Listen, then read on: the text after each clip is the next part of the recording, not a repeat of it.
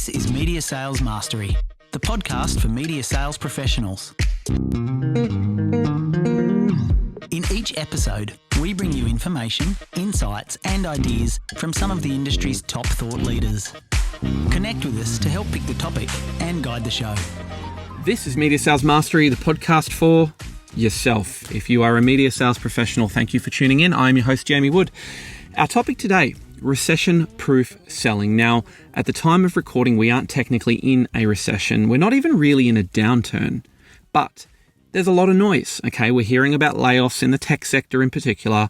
There's a lot of economic uncertainty, and I think there's just a lingering sentiment with clients across all categories. They're all starting to just think and predict and forecast and have some dialogue around, well, what does a difficult or unstable economy mean for my business? Now, as we learned during COVID, advertising, unfortunately, is one of the first things that a business will typically look to cut, reduce, or pause in order to save short-term cost. It is viewed as a discretionary line item. It's always going to be one of the first things to be scrutinized, and it's a reality we just need to accept.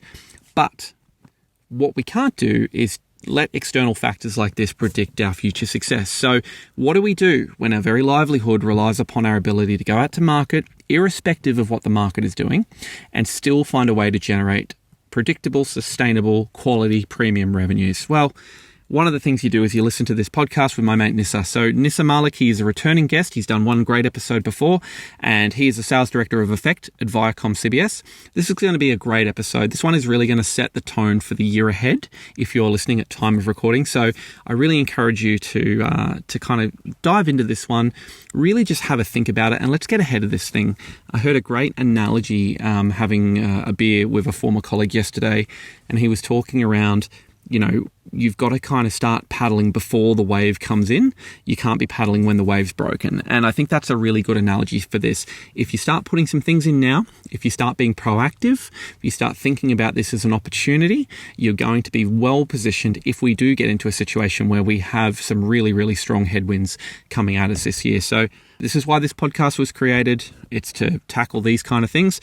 And I'm really, really keen to make sure we're delivering value to you guys.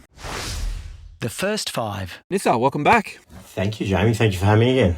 Mate, it's good to have you back. I didn't want to tell you this off air, but your previous episode was one of our most listened to episodes we've done ever in the podcast history, which was all around addressing poor client behavior. So clearly we did a good job of picking that topic, which was a topic you suggested, and you and I were texting. You actually suggested we should cover off the topic of selling in a recession or recession-proof selling.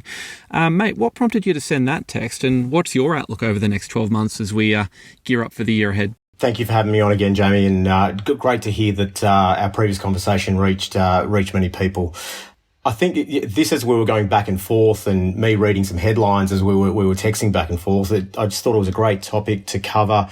Just due to the amount of coverage it's been receiving over the last 6 to 12 months, you know, going through hard times as someone younger, 20 odd years ago, got pretty stressed about the outlook of certain economies and, you know, would I still have a job and what was going on and just everything in general. So I thought it would be a good topic to discuss and cover off. And just sort of go through with experience. I mean, your experience and my experience in terms of how you can actually navigate this I guess the next 12 to 24 months. I also wanted to sort of address, you know, the connotations around the language that this subject seems to be very heightened. And rightfully so as well. We're seeing it everywhere. Interest rates, you know, property sell-throughs, the US tech giant job losses, food prices, fuel costs. The price of watermelons, Jesus Christ, utility prices, and with today's creative headlines, it can cause some discomfort. So I thought it was important to chat through the pros and cons of this sort of period. Your next part of that was, you know, my outlook over the next 12 months. My outlook is actually one of positivity, innovation, and change. I personally think that the next 12 to 24 will bring about a lot of this change.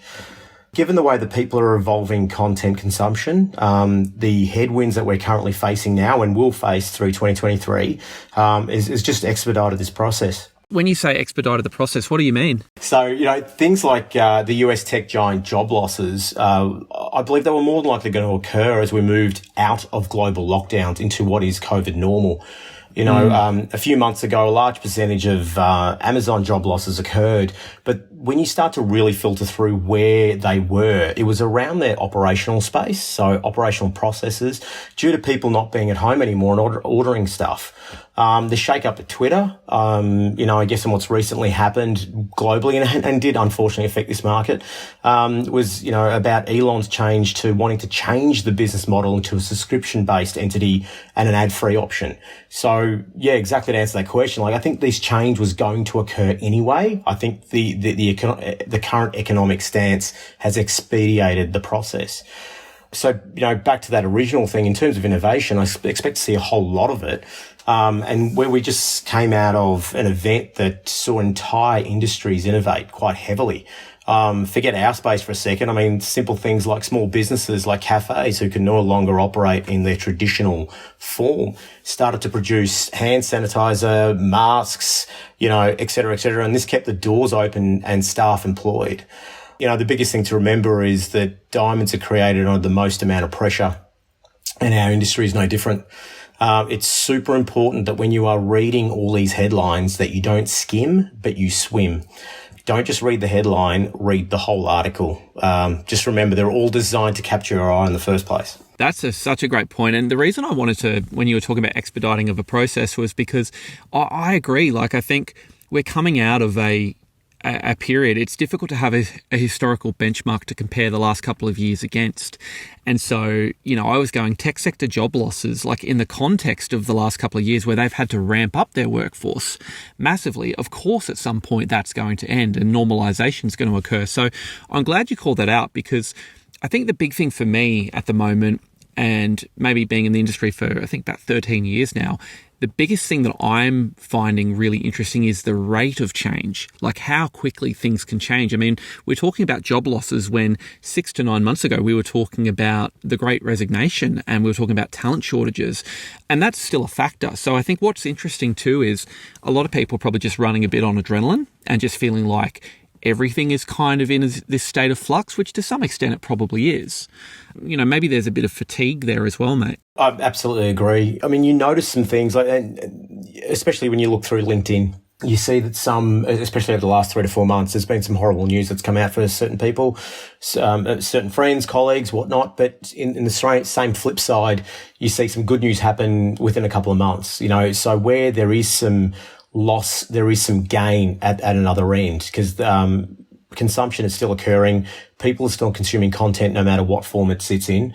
It's just changing. And that's the whole thing that I guess I want to harp on a bit more, is about the innovation. It may not necessarily be within your sector, but there is other sectors that are opening up, or other mediums that are opening up, that will see this change occur. I love it. Well, look, that's what we're trying to do today. It's a bit of a reframe. Recessions, tough economies, they do present a lot of opportunity. People hear that. I think people don't get tangible examples of that enough, though, and maybe that's what we can cover off today, because this isn't just about blind optimism or throwing platitudes at people.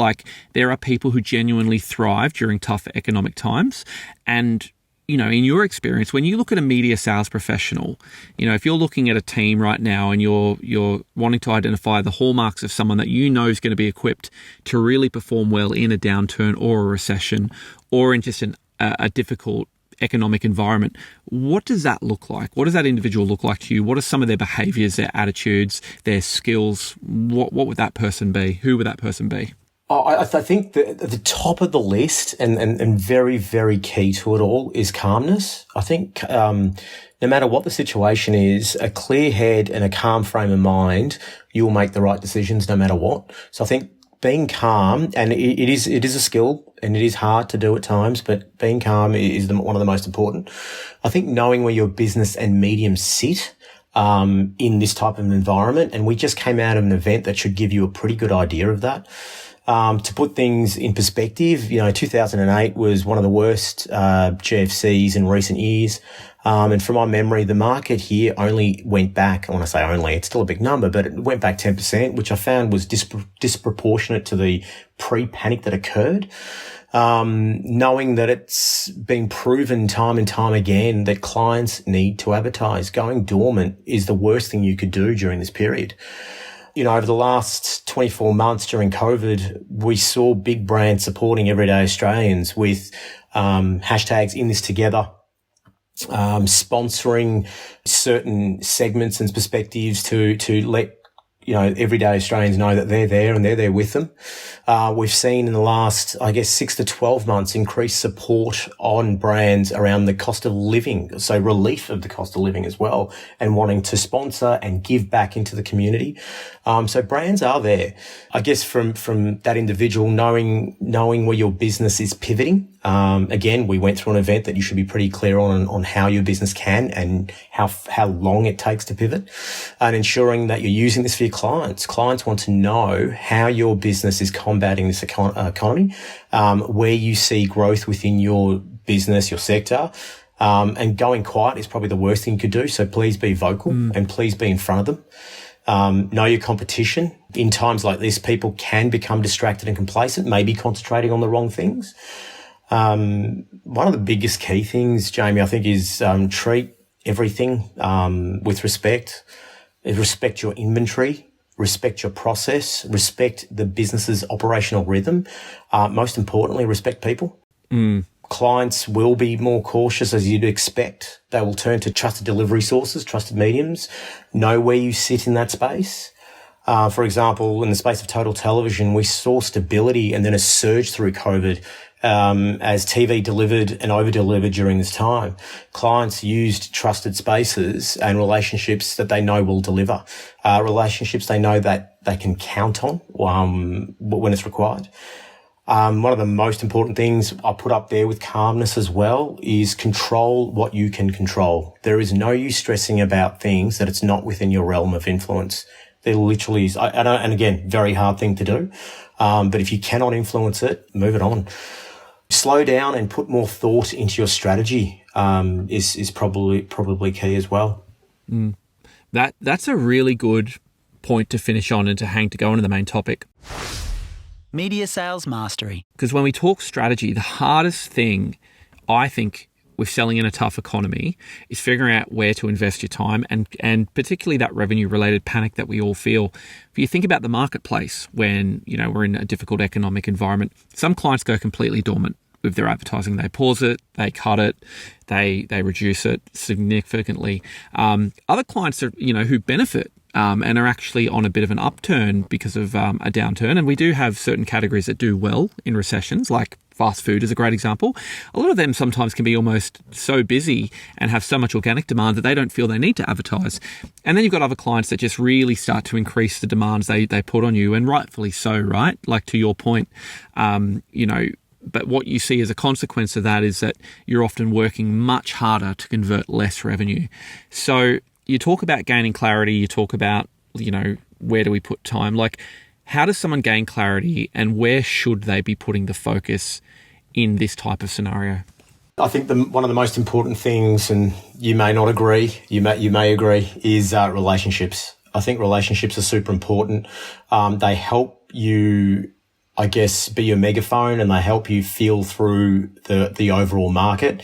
Talk to people in market, in agencies, in other mediums, clients, different categories, and get a temperature of the media market as a whole.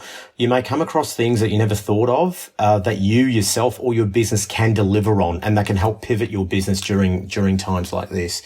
Know the pressure points of your clients. Do they have any hindrances that stop them from spending in general or with you? Can you navigate that? Can you work through that? Work on a 2023 outlook with them, not just one campaign. I think that's a really big one as well. If you get a brief and it's for a specific period of time, obviously you're going to work hard for that specific brief, but I'd be asking, what is the rest of the year look like? How can you leverage that entire conversation for 12 months rather than just that specific campaign? Research sharing as well. I think what happens in different sectors, categories, mediums during a downturn. Again, we just went through an event that should give you some decent idea as to how certain categories and mediums will react. And obviously staying close to your client list. I mean, that's going to be one of the most important things. Absolutely. And speaking of clients, someone on the front line selling media, what should they expect to see from their clients in terms of attitude and behavior? What are those clients going to be looking from you as a media sales professional in a recession?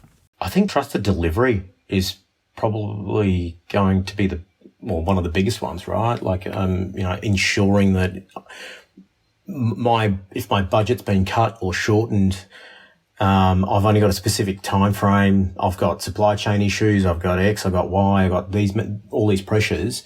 I need to ensure that it's going to be delivered on. Yeah. So with that, when they're booking something with you, ensure that you are tracking it as capably as you can. And if it is under delivering, make sure you're delivering. Just make sure you're adding to it. They'll be expecting value, I'd suspect. I mean, now this could be because they're expecting help due to their own business strain, but could also be due to a misnomer that everything should be cheap in a time like this. But I can tell you through COVID, things weren't cheap. Some things went the other way. We're all in demand-driven businesses, and you need to work out where your demand is and what part of your business you can use to your advantage to create that value. Don't let someone come in and just pick the eyes out of your cell, right? Make sure everything is accounted for. And just remember that value means different things to different people. Know what your client's actually looking for.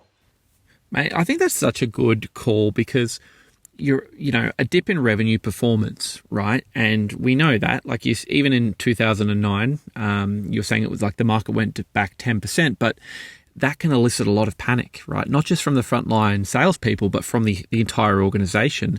It can lead to a lot of things that exacerbate the issue, right? Like discounting, like short-term trading, like the spray and pray style of selling, putting distress to market all the time. What are some tips for like really holding your nerve through this, particularly if probably you are feeling a bit of heat from the business to go and get those quick wins and those short-term wins with revenue? Yeah. Again, I'm going to stress on calmness being the biggest key. Just make sure, that whatever you're doing in terms of the things you mentioned, discounting, short-term trading, is part of your overall strategy, and you're delivering that calmly. I think overall, sticking to your strategy that was originally formulated by the business, your department, or even yourself, that is going to be most important because you developed that strategy for a reason. If that strategy is not working, you would have 100% made changes along the way to ensure that you can still deliver on your overall goal. So that is still your key strategy. Have faith and believe in what you're doing. Look at your personal development plan or your overall business plan. If you haven't already looked at that, I suggest that you do before you start 2023, knowing that there will be changes that you'll have to make, because you probably did that in 2022, moving into 2023. So know that there might be some changes there that you'll have to make. Most importantly, knowing that all of this will pass. A recession is a normal part of a business cycle that occurs, when the GDP is contracted for a minimum of 2 quarters. This is a normal occurrence. It does happen. So again, stay calm, stick with your plan, stick with your overall strategy, look to your leaders, go back to what the business strategy is. And one of the most important things, I'm going to say it again, control what you can control and let Jim Chalmers do his job and you worry about yours. Yeah, I love that, mate. I think that's such a good call because, to my mind, the biggest thing that can really kind of happen is that you start to get that kind of visceral reaction of, the revenue's down. We need to, everybody, you feel a little bit of that competitive pressure because you feel like the entire marketplace is starting to get into the price game. And I think you're so right around just the consistency of output and just execution of a strategy. That can really anchor your focus and can really alleviate that anxiety. I'd say to some extent too, when you're in a media business that does have short-term revenue pressure and you're hearing a lot of messaging around that, a lot of it's just about keeping your nose clean too. And that's a bad term, but what I'm saying is don't take liberties that you shouldn't be taking in a time where the business is clearly in a situation where they're not in financial distress, but they're in a situation where they don't want to see you coming in late. They don't want to see you spending time on low return activities. They don't want to see you dipping, being really on fire one day, but then completely dipping the next day and panicking. A lot of it's actually just about consistency and making sure that what you're doing with your activity is defendable if somebody was to ask the question of what are you spending your time doing. Absolutely. There's one more thing into that as well, mate. It's also probably one thing I haven't touched on yet, but it's communication, and I'm talking more internal communication. hopefully we all have, if you are a leader and a manager, make sure that the pressure that you're receiving from up top, you are actually interpreting it the way that your team can deliver on it. And how people respond to it. Because if you're just taking that pressure and just relaying it back to your team, they're feeling your pressure as well as their own pressure to deliver. You need to be responsible for your pressure, and they need to be responsible for theirs. And that means communicating things in the right way. And, you apply the pressure as you need to for certain individuals within your group or your teams or whatever you need to. But overall, again, the calmness is key, which is very hard to do sometimes, but it really is key to be able for everyone to interpret what you require. Yeah, no, it's a great call, mate. I remember hearing somebody say many years ago, before I even started in sales management, they said one of the things that you just have to develop skill in is your personality can't change depending on your percentage to budget. Like, you've got to be the same person you are at 150% as you are at 50 in terms of that consistency of tone and demeanor. It's so important, particularly in times where there is that panic. Let's talk about when demand seemingly kind of drops off. So, maybe a sector is, really hurting. They've all sort of switched off the advertising. They've seen it as a short-term cost that they can actually stop. Like, are there some tactics? Are there some game plans or playbooks for generating that demand where it's seemingly not there or it's not obviously there from certain clients? So as we touched on it earlier, every business has or will and will continue to do so evolve. I mean, everyone's using pivot and evolve and whatnot, but they will, not just because of what we're going through, but because it's required. It's important that you're communicating that to your clients. It's important that you're being quite vocal on it in whatever media you can, e.g. LinkedIn. It's understanding how every business now has an ecosystem. It's not just a one rung or one linear effect medium. One medium talks to another within your business. Showcasing how that's important to clients is very important. One of the biggest key tools for that we find very important is trade marketing. As clients need to advertise to consumers, we need to inform and advertise and tell our stories to our consumers, which are our clients. So trade marketing is super important to keep pushing that boundary and keep informing people of how we're pivoting and changing and what is also available to them. One of the biggest things I think would be also to locking up long-term deals up front. Yeah. Everyone knows, everyone suspects the way the market will go in 2023. So this obviously will help build a good base for forecasting, which I know is a subject you covered before, mate. But, it also creates demand for your competitors, as they will be made aware of commitments that will push other clients for long-term deals. Don't do deals that don't make commercial sense because, honest truth, we actually don't know what the back half 6 months will look like. We really don't. So I think just do deals that make commercial sense, do deals where they showcase the value for both yourself and your client. And that also helps build that stronger base. You had a great point there around the role of trade marketing and the role of even just sales collateral. And the analogy I'll use is, I've mentioned it before, like certain categories do quite well in recessions. Fast food really goes to market with a really kind of pointed value proposition, don't they? Like, hey, yep, feed your family for $24, or Coles, feed your family for under $10. Or so a lot of it sometimes is actually just a repositioning of the proposition or a repackaging of existing assets or existing things, but done in a way that feels like it's really sort of reading the market signal. And I think that's something that's really kind of worthwhile thinking about, is doing an audit of what is the trade marketing messaging that your business is putting to market, or if you don't have one, if you don't have a really active trade marketing department, what kind of sales collateral can you actually take out to market that maybe puts your medium into a favorable position? Like, if you need to make your budget work harder in the year ahead, here are some things that we can do to make that happen for you. Here's some things that our medium does particularly well.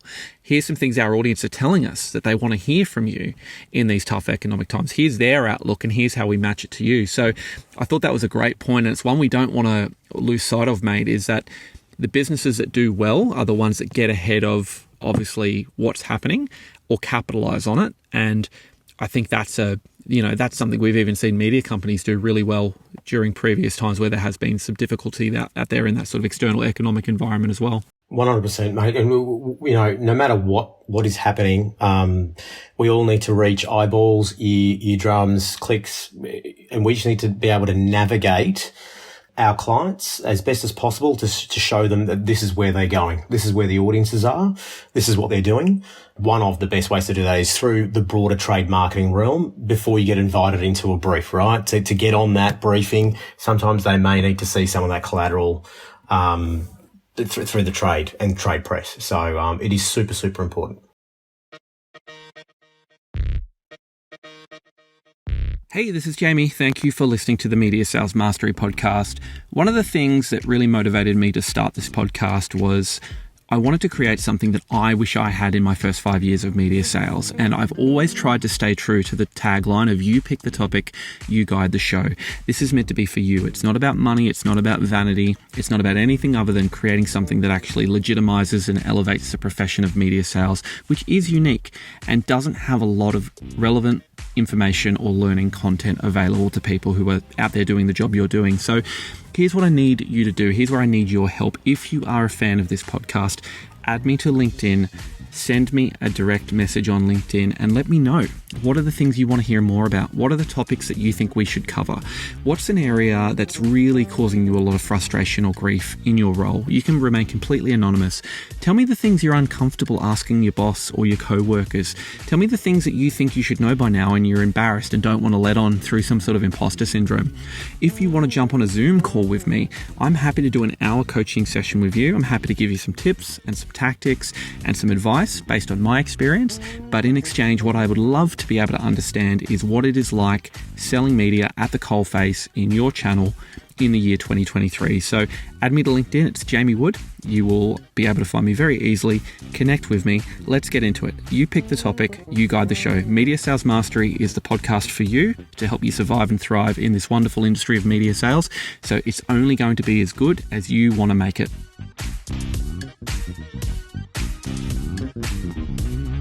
So you mentioned about like crafting a value proposition and respecting your inventory, valuing your inventory. It's a bit easier to do that when you've got demand really coming your way.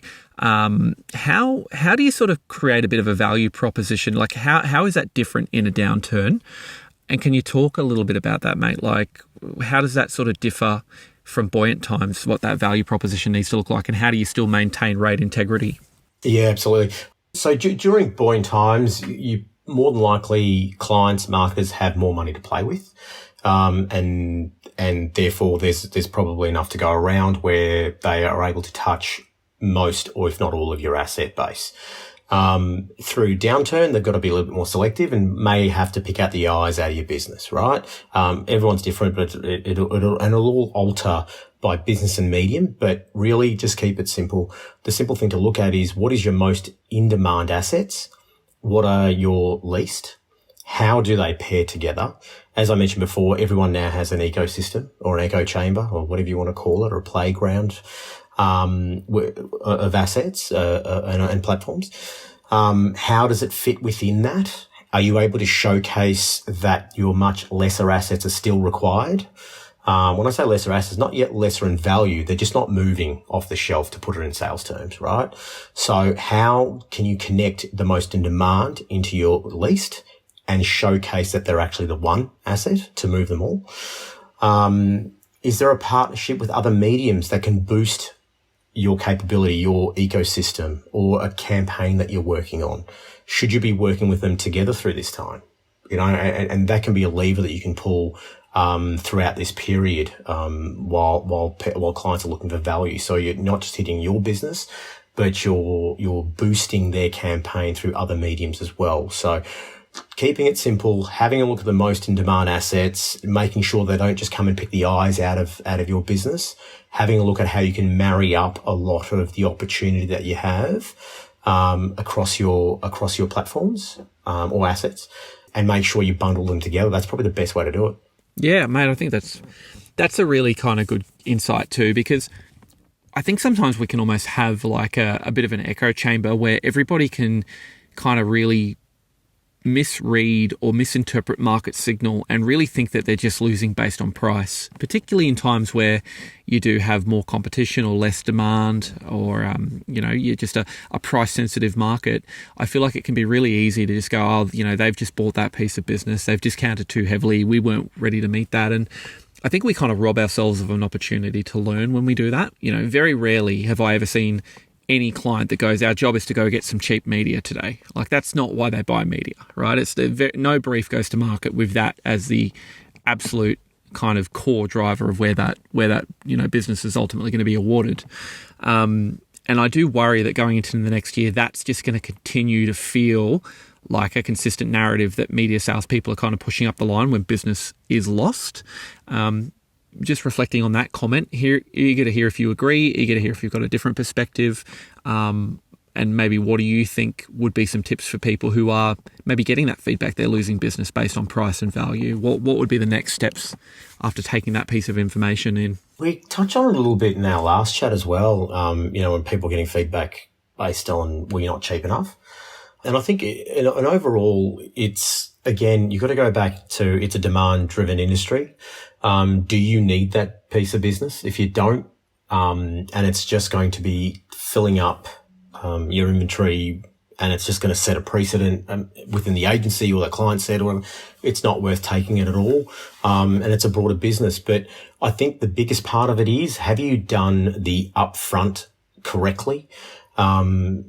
If they're just looking at the cost, are they actually looking at the delivery of what your business is capable of delivering, and how different you are, or what your point of difference is to your competitors up front in the presentation or the delivery of the sell? We are different because we are able to deliver X, Y, and Z. They can't, hence our price is reflective of this. We are getting more than our competitors, or you are getting more with us than you are with our competitors. We are going to be delivering you X versus Y. I mean, I think if you can tick all those boxes and say that you've done all of that, it goes back to what we discussed earlier on in our previous chat about, is that a partnership that you want? And, if we move into this time and, some people may have to cut rate a little bit, your business may make a decision to take the business, but you've always got the stance to take that it was a decision for the time.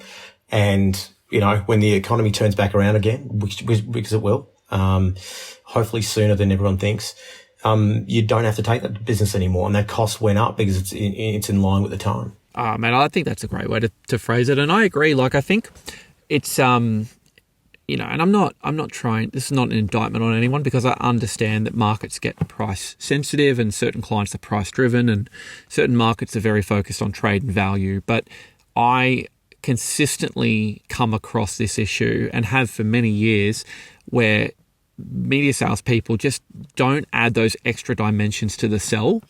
And it's like they commoditize the sell, they lose based on price, but they've done nothing to actually differentiate the offering or to add those additional elements or those additional things that build a compelling value proposition. And for me, it's like value's kind of in the eye of the beholder. If you can position your offering in a way that feels like it is really aligned to the objective, so nothing feels ancillary, nothing feels like it's not aligned. There's a bit of color and context. There's insight. Like it's all about what I kind of think of like stacking leverage. How do you make this thing so compelling across so many different elements that it's really difficult to unbundle the proposition as just a price or a commodity trade? That I'm not saying that's easy to do, particularly not when it feels like the marketplace is really starting to go into a price-driven kind of mode. But I think you just summed that up perfectly, particularly, I suppose, and this was sort of leading to how I wanted to round this out. I'm curious to hear a bit more, obviously, with what you're able to share, just around the world of effect and what's going on with you guys, because you've obviously got a really broad, really different set of assets that you're actually going to market with. What's your 2023 look like? What are the big things you guys are working on? Well, mate, we've got a big 6 months ahead of us, actually. Like everyone, we've had some changes to do as well, with not one, not two, but 3 bachelors, mate, launching on Jan 9. So it's a big move for us, where traditionally we would have I'm a Celebrity kicking off our year up against a tennis. We're leaning towards love, Jamie. So we're super pumped, super excited. It's a big move for us in terms of set as well. It'll be set on the Gold Coast. Big mansion, different variety of people. So that's something that's going to kick off our year. Then we're moving into Survivor, which I can tell you will be the best Survivor yet. I hope you are a Survivor fan because you're going to love this. Yeah, shout out to my mate Simon Mee, who was a former contestant. There you go. Yeah, he's a good mate, and he sucked me back into the vortex of Survivor. Good. Well, this year is heroes versus villains, so you are going to love it. It is really, really good. This season is really, really good. We're launching a new format in Taskmaster, and then we've got Celebrity, and we've got MasterChef. We are also launching the all-new project with Sarah Harris, the lovely Sarah Harris, joining Waleed.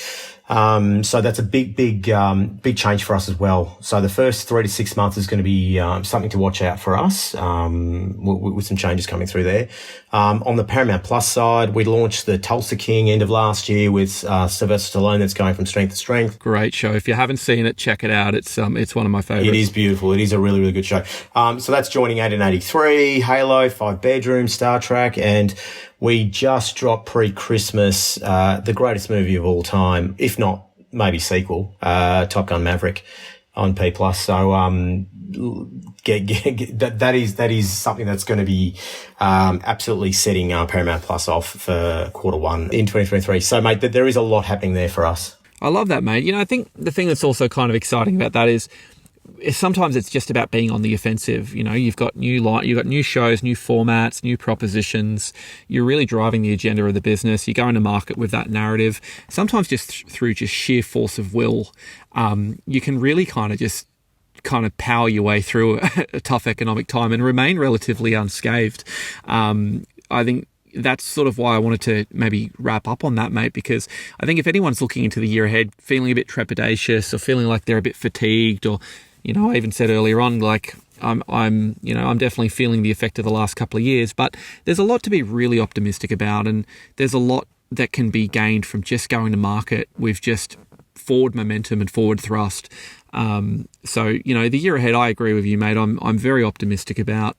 I think all is going to be over relatively quickly too, to your point, like these tough times don't seem to last too long with the rate of change. And, mate, I guess to wrap this one up, like, is there any sort of parting thought you had for people that are maybe back to work next week and trying to set up and have the best year they've had so far? Oh, mate, if you're like me, or probably you as well, mate, you're probably going to be still in holiday mode as you enter back into the workforce, but just enjoy it, take it as it comes. The biggest messaging, I think, for 2023 is staying calm and control what you can control. But always have a plan. Have your plan. If you haven't done your business plan, do it. I mean, you should really have done one, but please do it. And make sure it's able to be shifted by quarter, because things do change and shift. And just remember, stay calm, control what you can control, and just respect people, respect everyone. Everyone's going through their own stuff. You want to make sure that you're being supportive of it all. Love it, mate. Hey, thanks so much, man. I always enjoy chatting to you. Thanks for joining us today. And I will put a link to your LinkedIn in the show notes for anyone that wants to connect in. Maybe if anyone doesn't have a business plan, you could share some tips on how to build one out, mate. Thanks, Nisar. Appreciate it, brother. Thank you, Jamie. Thank you for having me.